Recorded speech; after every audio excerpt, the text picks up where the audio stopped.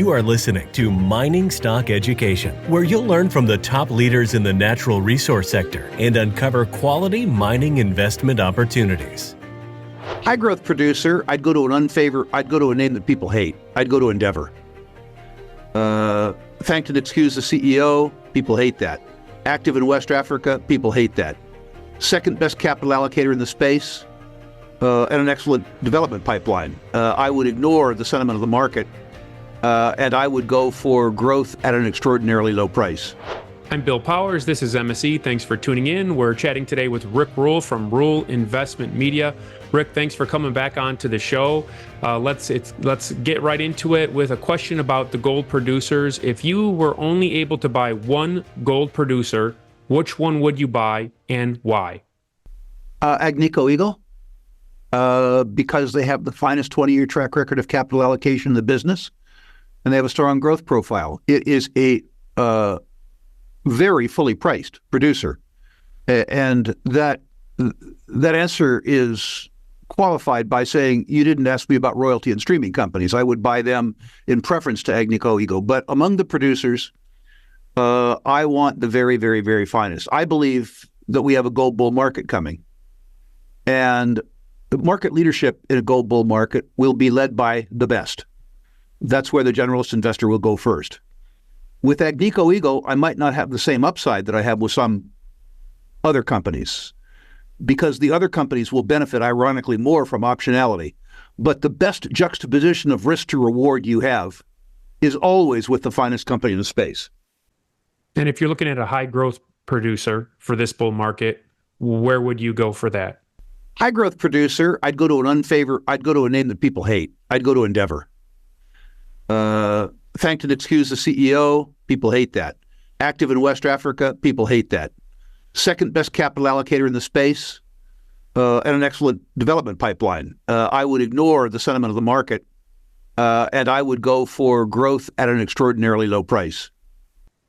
Do you like the de-risking of some of the producers and that they're in various jurisdictions? So, for example, First Majestic, which has been one metal, one country, that could be in jeopardy right now with the talks of a Mexican mining open pit ban. What is your idea of diversification for the producers? I would rather take political risk than technical risk. I'm not sure that de-emphasizing a country where you have durable competitive advantage like Mexico in favor of Jarrett Canyon, where thus far you failed, is the same as de-risking. I don't like confusing narrative with fact. I also believe that political risk is where you find it. The worst experience that I've had with political risk is in California, not regarded by many as a risky jurisdiction. The best economic outcomes I've ever had in my life relative to money in, money out were in Congo, viewed as a highly risky jurisdiction. So while I understand your question, I disagree with the premise. Gold Fields acquired or is acquiring Osisko Mining for over 2 billion Canadian. Do you like the deal? I think it's a wonderful deal for Osisko shareholders.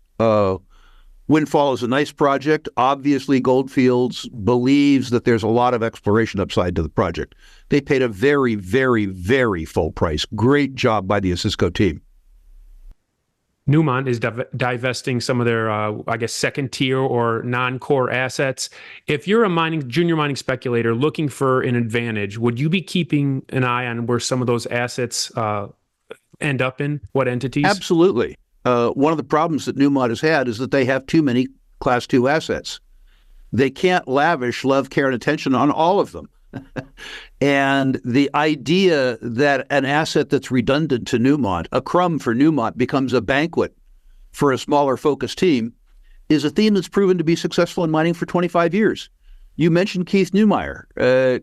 Keith has done well for 25 years buying assets that were starved for capital and attention by the people who owned them, spending 2 years turning the asset around, then enjoying them as an annuity for 10 or 15 years. What Newmont is doing, if they do it, is good for Newmont because they sell 11 or 12 distractions and they can focus their capital, their love, and their attention on tier 1 assets. While at the same time, it could be very good for the market. Imagine what Agnico Eagle or Alamos or somebody like that could do with Éléonore in northern Quebec. An asset that's absolutely out of the focus of Newmont. Imagine, too, what happens to the Newmont balance sheet with the proceeds of all those sales deployed, first of all, to reducing debt, and then perhaps to increasing the profitability of their existing asset range. I suspect that capital and the love, care, and attention could finally fix the persistent problem that Newmont has with continuingly high all-in sustaining capital costs. I think this is a wonderful potential transaction if it takes place. And I think Newmont is coming into a perfect market to do it. Rick, I know a number of investors that invested in I-80 Gold Corp with high expectations. They've been disillusioned or sold because of the excessive dilution. Would you consider, how do you view that stock right now? I think it's an interesting stock. My criticism of it is that they don't have any high quality, even high tier 2 asset. It's a collection of smaller assets. Ewan Downey has been very successful over the years monetizing these things. The deterioration in the share price doesn't bother me because I understand why it happened. It happened because the only way that Ewan Downey could make I-80 happen was, in effect, vendor finance, having Equinox take back equity in I-80 because Ewan couldn't raise enough money to buy those assets from them for cash. Everybody always knew that Equinox was going to turn those assets into cash. They had $1 billion project in Ontario to complete that was behind schedule, over budget. They did what you and I would do. They sold their I-80 shares. There was one big seller and no big buyer, so the share price went down. This is no surprise. That selling is over. Had Equinox not sold, had Equinox gone to the market and raised more equity while holding the I-80 shares, the market would have said, oh, this is interesting. You kept the I-80 and sold your own shares. That means that you think I-80 is more valuable than you think Equinox is. This is fairly simple stuff if you think through it. But didn't Franco-Nevada, wouldn't they sell their shares for cash when they thought it was overvalued? Isn't that what a good executive does? If Franco-Nevada had other shares in the treasury that they could sell rather than sell their own shares, I would suspect that they would do that unless they genuinely believed that their own shares were overvalued relative to the shares of other companies that they held in their treasury.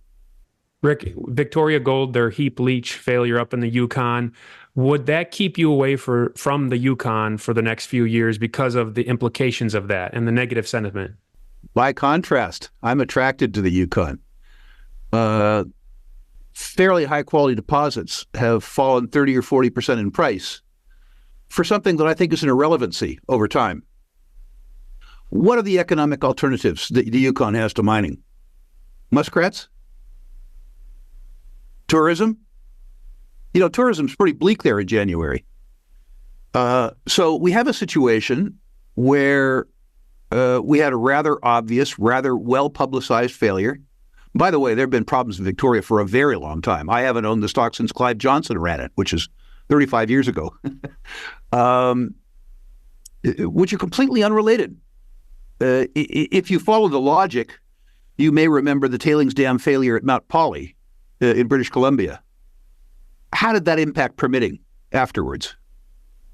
It impacted it for 6 months or 7 months. Snowline isn't going to go for permitting for 4 years. Fireweed, 4 to 6 years. Absolutely irrelevant. What's wonderful about it is it puts a bad narrative around two very good deposits. So for me personally, I'm delighted to see it. I missed Snowline when it was cheap. I love the deposit, and the fact that I get to make up for my earlier stupidity is a wonderful set of circumstances for me. What's the best mining stock that you own in which your cost basis is lower than what it's trading at in the market right now? Franco-Nevada. What's your cost basis on that one? I don't remember, but in the original public offering, after it was spun out of Newmont, I was a participant. Before it was bought into Newmont, I was a participant in the 1982 financing at 35 cents 4 splits ago. It's It's been the gift that keeps on giving. It is the highest quality gold company in the world, bar none, period, full stop. If you factored in the dividends you've been paid, would your cost basis be below market value right now? Oh, yeah. I mean, way sub-zero. Exactly. Way sub-zero. So it's a free position, essentially. And by the way, the sell decision likely will be made by my heirs, successors, and assigns. So it's truly an investment, obviously, not a speculation like a lot of what we deal with in junior mining. Correct. So have you ever bought a junior mining IPO in the first month of trading in which you didn't have a business relationship with the management team and you did not participate in the financing pre-IPO? Yes, many times. Can you describe the scenario? What would attract you? I would have to be referred to the management team by somebody that I knew and loved and trusted. It would have. But then why weren't you in the deal already, if that's the case? Sometimes I was too busy. Sometimes it was in a market like Australia where I wasn't as deeply connected as I am in Toronto. Sometimes when pre-public deals are proposed to me, the juxtaposition of risk to reward isn't attractive. And then a couple drill holes get turned into it. And because there's more data, it suddenly becomes very attractive. How do you view competition in this regards? I've heard you say that you succeeded back in the day in Australia because you were one of the few Americans that was willing to go in there and write a check. So that produced some good deals for you.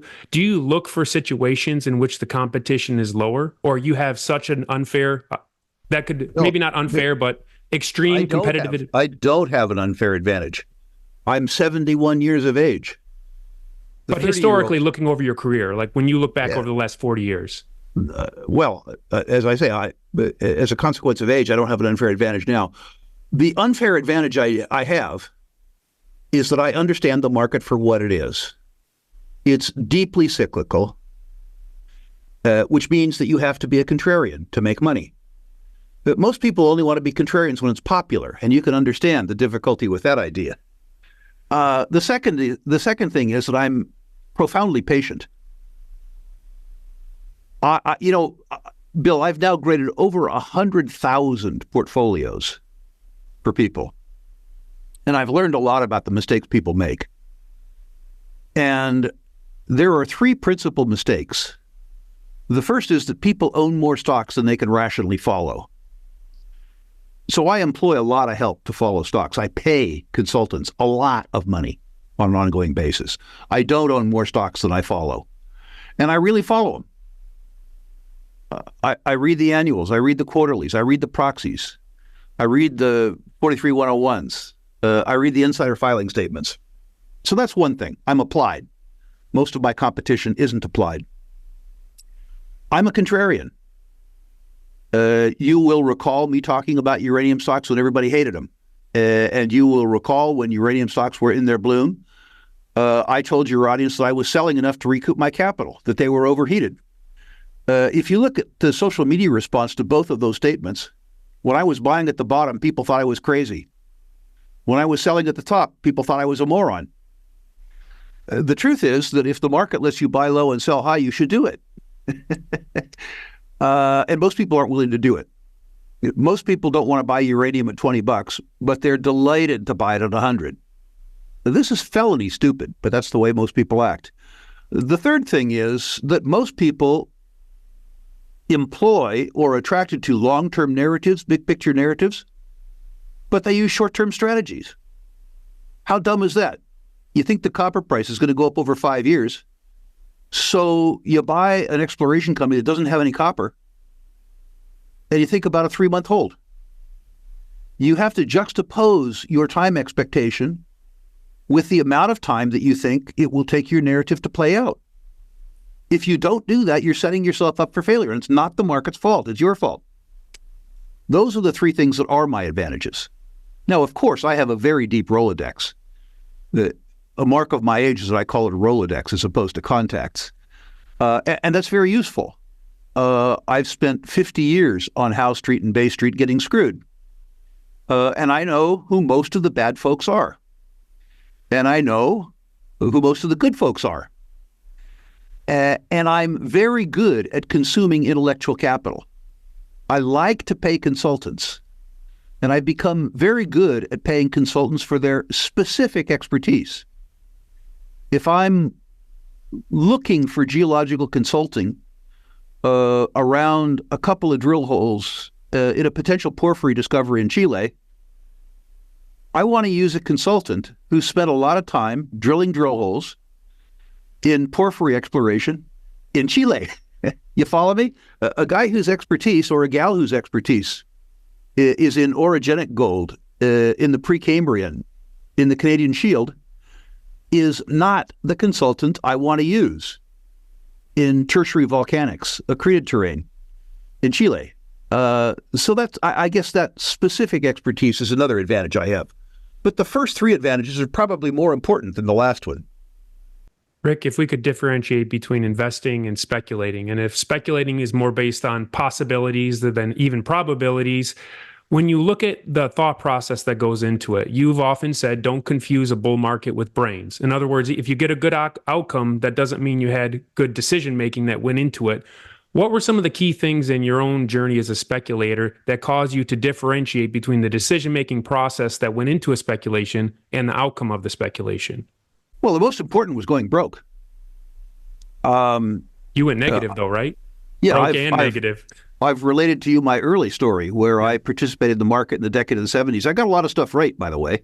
I was a very hard worker, but I got the big picture wrong. I didn't understand that commodity markets worked and that the cure for high prices was high prices. I also, like many young men do, thought that my success was somehow my own fault, not paying attention to the fact that the gold price went from $35 to $800. Natural gas price, deep natural gas, went from 30 cents to $15. You know, that had something to do with my success. And so I developed a special kind of hubris, I guess. And the market downturn in 1982, and my going from being a very wealthy young man to having a sub-zero net worth, cured a lot of my sins, hubris being the most important. So on Twitter, you are like a flaming libertarian these days. I wanted to ask you about this because you're contributing to the internet and all the investors that can access your materials. So you're educating in natural resources, but you're also a flaming evangelist for the libertarian philosophy and mindset. Is there anything you want to say about that? Because you're even more vocal about that on Twitter than you are about junior resource investing. Yeah, I mean, Twitter serves two purposes for me. One, it gives me an audience around investing that I might be able to attract to rural investment media at a very low cost per thousand. But the second thing I like doing in my life is trying to make the world a better place when I leave. If you look at my philanthropy is around places like the Atlas Foundation, like Students for Liberty, like the Cato. I believe that the world will be a better place if people don't believe that they have the right to enforce their preferences over other people. I believe in something called the non-aggression principle, which means that I don't have the right to force you to take my opinion, and I don't have the right to resort to violence, except in self-defense. I'm anti-war. If you're anti-war, you're anti-government. I'm anti-extortion. Taxes are extortion. Poll after poll after poll has shown that people wouldn't pay their tax except for the threat of violence. The extraction of people's wealth through threats of violence is the dictionary definition of extortion. I'm against fraud. Both the United States and Canada, the governments, have created for themselves a legal monopoly on the use of fraud.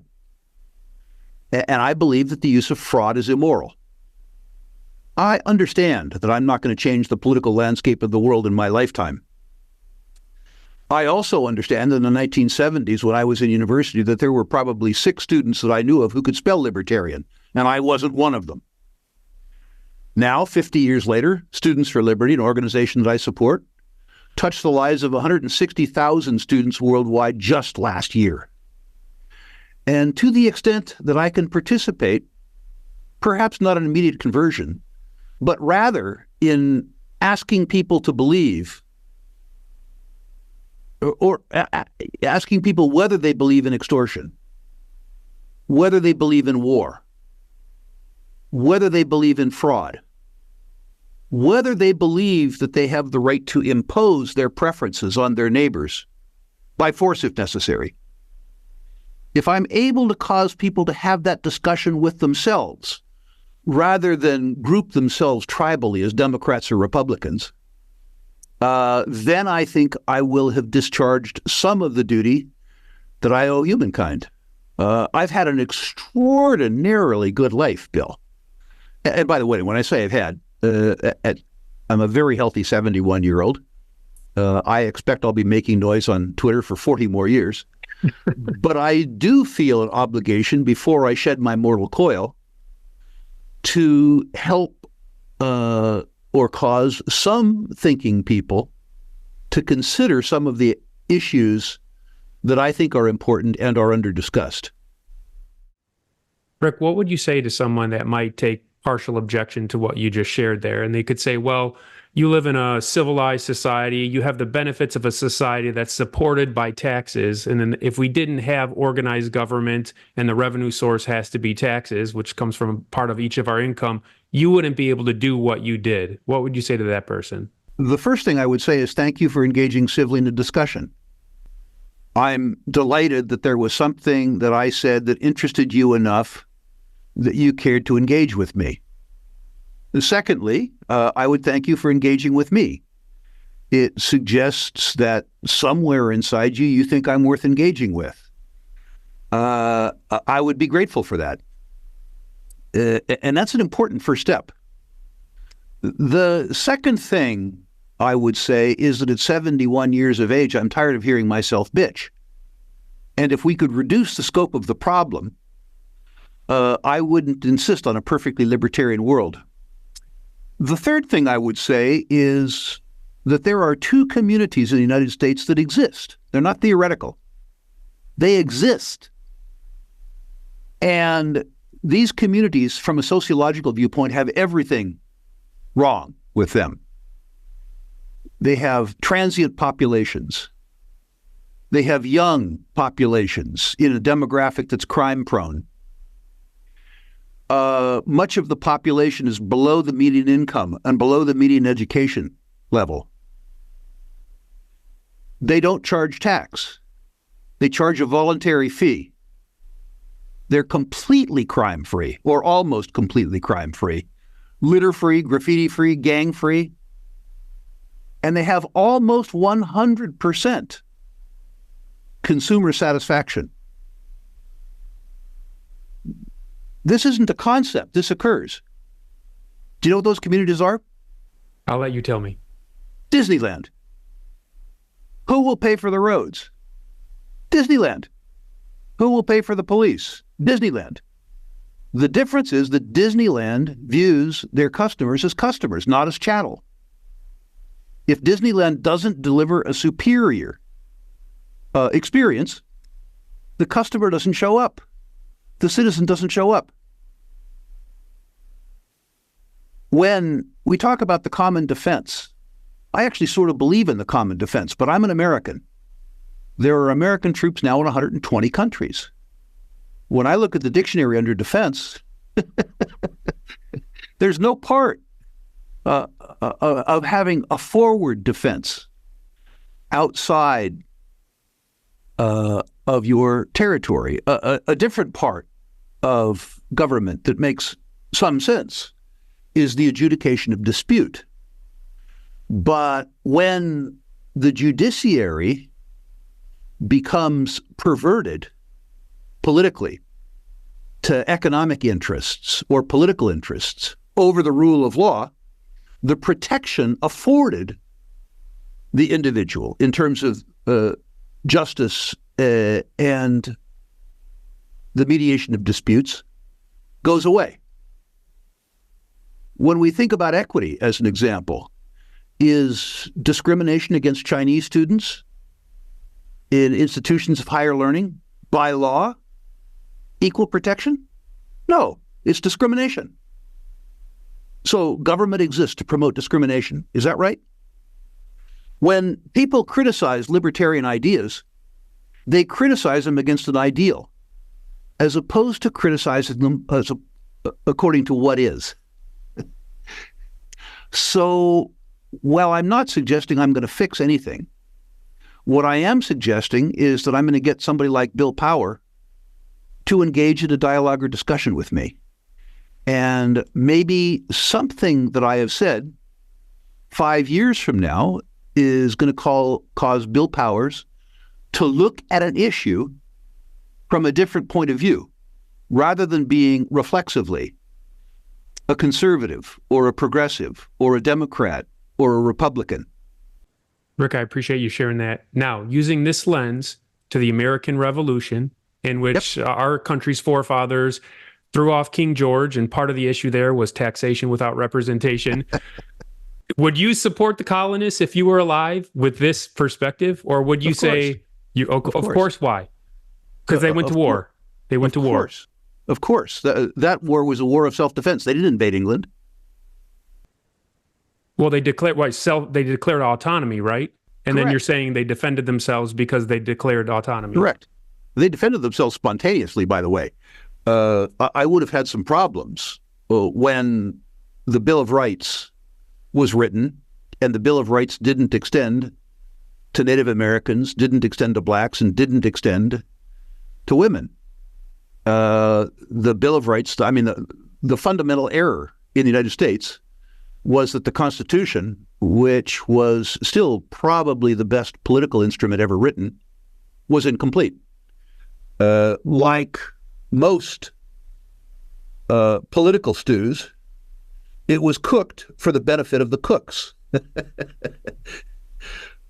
So while I absolutely would have supported the revolution, and I hope I would have had the courage to participate in it, what came out of the revolution was probably more good than bad. But what was bad was all a function of politics.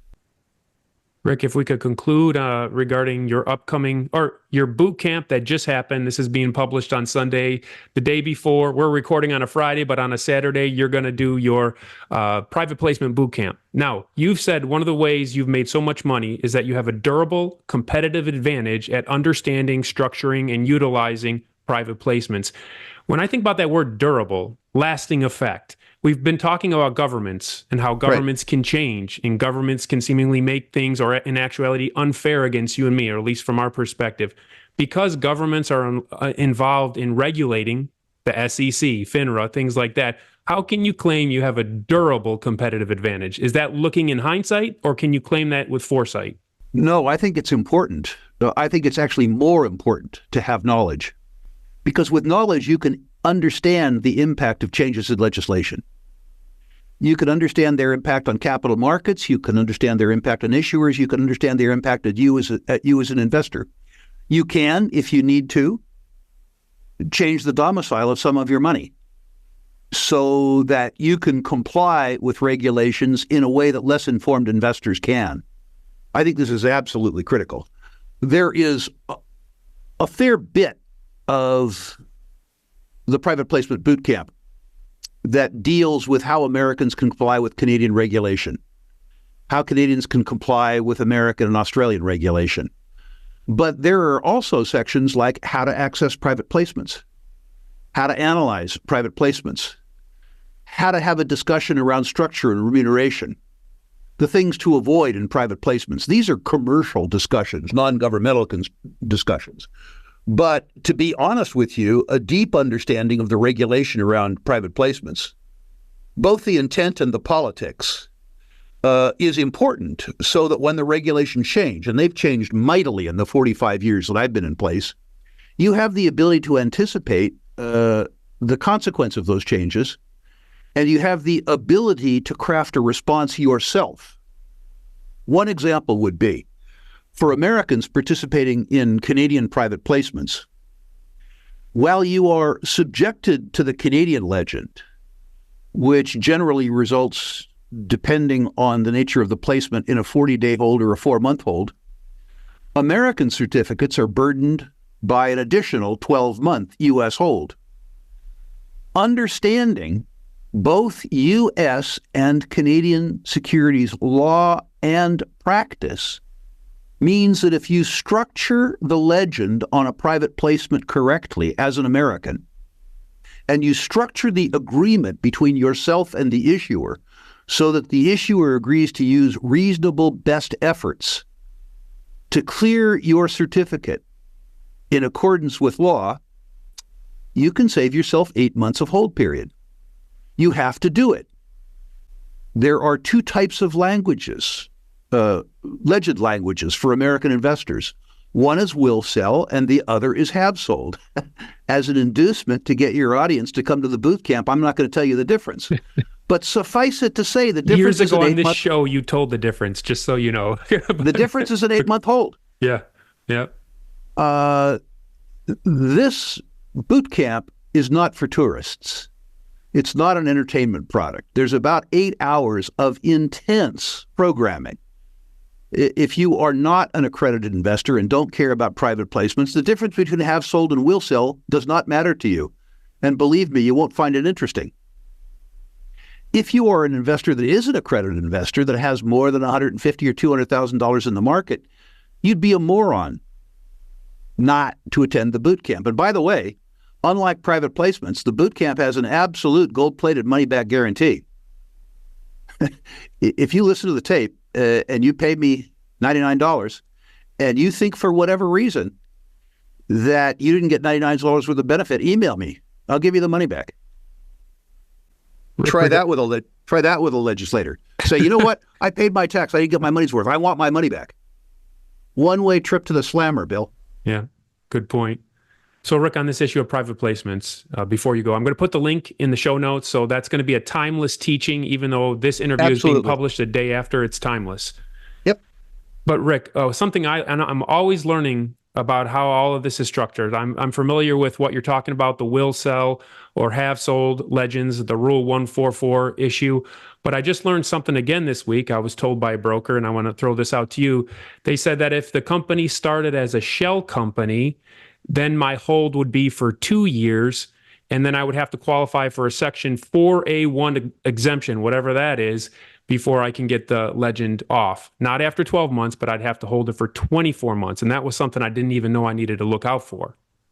I don't believe that's true. I think in terms of shell companies, companies with no identifiable business or no identifiable business plan, if the stock that you hold is priced at, I think it's 10% or less of the initial public offering price, then you are arbitrarily in the United States referred to as an insider. I still believe that you can obviate the impact of U.S. securities laws by agreeing not to sell the stock in the U.S. over-the-counter market, by agreeing not to sell the stock if you are involved in conditioning the U.S. market, which means for you couldn't talk about it on your show. And if you agreed to sell it through the facilities of the Toronto Stock Exchange without knowingly selling it to an American. Or can you sell it right through the transfer agent, not even through a broker, directly through the transfer? No, you probably sell it through a Canadian broker. What happens if you don't have access to a Canadian broker? Then what? If you don't have access to a Canadian broker and you're trying to sell a Canadian security right now, you better have access to a very good securities lawyer, or, and this is going to sound like blatant self-interest, you better go through my former firm, Sprott Private Wealth. Scraping legends without a medallion guarantee from a FINRA member is I do it. It's a truly onerous process, but I spend thousands of dollars a year scraping legends. It isn't something that most mortals want to do. My understanding is that there are 3 Canadian firms, maybe 4, that accept U.S. clients. One of them, BMO, won't, for internal compliance purposes, deal in non-eligible securities, which means that you can't deal in any Canadian stock that isn't listed on the U.S. exchange with a bid price over $5, which probably makes them not useful for you. There are if my memory serves me correctly, 3 independent firms in Canada that have FINRA licenses in the United States. And my understanding is that the largest of them has been actively involved in shutting down U.S. accounts. I don't have a firsthand knowledge of this, but I've been told that that's the case. It was already the case that this firm's U.S. operations also had the eligible securities laws. In other words, their U.S. reps couldn't deal in private placement securities with U.S. citizens because they had eligibility requirements. My understanding is that there are 2 other firms in Canada that have FINRA licenses that will still accept U.S. customers in Canadian private placements and will still assist in medallion-guaranteed legend removal. Please understand, Bill, I don't do business as a U.S. customer of a Canadian firm. I do business as a U.S. customer of a U.S. firm that is owned by a parent domiciled in Canada, but controlled in the United States, which is very different. So for somebody looking to get into the minutia that we're talking about, this is how you really understand markets, and you need to understand the minutia of even how, as you used the term, legends are scraped. Because one of the things I'll just throw out there, and I'm not asking you to talk specifics, but I've been told that some of the ways, quote unquote, legends are scraped, it will not stand up to scrutiny and could cause problems for investors in the future, U.S. investors in particular. Absolutely. Absolutely. There are 3 or 4 ways to do it. And shortcuts work because the regulators are overworked and they miss it. But if the regulator ever comes into contact with that transaction, even if they're not after you, if they're after the firm, as an example, that was part of the transaction, or if there's a complaint about the issuer in the aftermarket of the issuer, and you become collateral damage, penalties are severe. I have no interest in shortcuts when it involves regulation. I'd rather not do the transaction if I can't find a reasonable way to comply. And I believe you because you're talking about it publicly. So you wouldn't put yourself out there if you didn't have that intention. I've had situations where I've inadvertently acted in ways contrary. And I could demonstrate that it was inadvertent.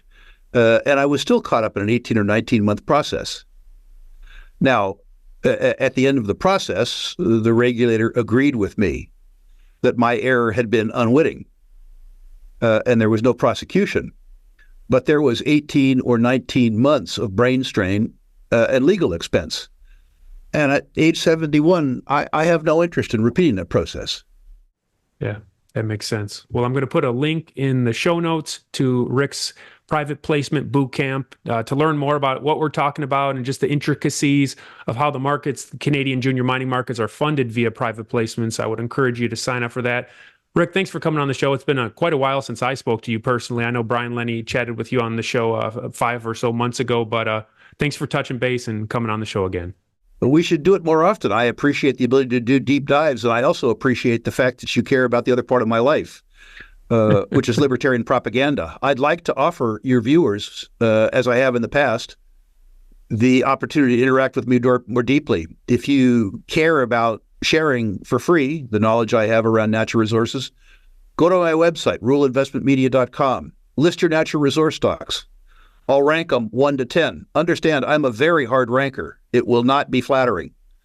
I'll talk about individual issues if I think my comments are valid and important. Once again, Rule Investment Media, list your natural resource stocks. Please no crypto. Please no tech stocks. Please no pot stocks. Just natural resource stocks. I'll rank them. No obligation. Absolutely for free. Thank you, Rick. Thank you.